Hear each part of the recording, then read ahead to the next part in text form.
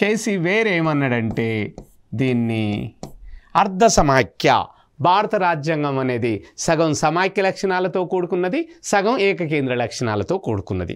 మరి ఈ సమాఖ్య లక్షణాలతో కూడుకున్నప్పుడు రాజ్యాంగమే అధికారాలను రాష్ట్రాలకు విభజించి ఇస్తుంది.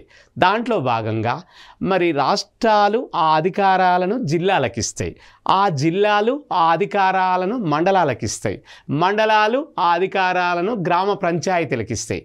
అంటే గ్రామ పంచాయతీ, మండల ప్రజాపరిషత్తు, జిల్లా ప్రజాపరిషత్తు, రాష్ట్ర పాలన మరియు దేశం మొత్తానికి కేంద్ర పాలన. కాబట్టి అధికారాలన్నిటినీ రాష్ట్రాలకు, రాష్ట్రాల నుంచి జిల్లాలకు, జిల్లాల నుంచి మండలాలకు, మండలాల నుంచి స్థానిక గ్రామ పంచాయతీలకు.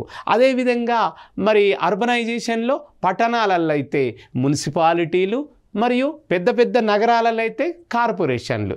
ఈ విధంగా అధికారాలను కేంద్ర ప్రభుత్వం నుండి ఈ అట్టడుగు స్థాయి ఉన్నటువంటి ఒక పట్టణానికి కానీ ఒక గ్రామ పంచాయతీకి కానీ అధికారాలను పంచి ఇస్తే దాన్ని ఏమంటారంటే వికేంద్రీకరణ, పవర్ డిస్ట్రిబ్యూషను, అంటే డీసెంట్రలైజేషన్ ఆఫ్ పవర్స్.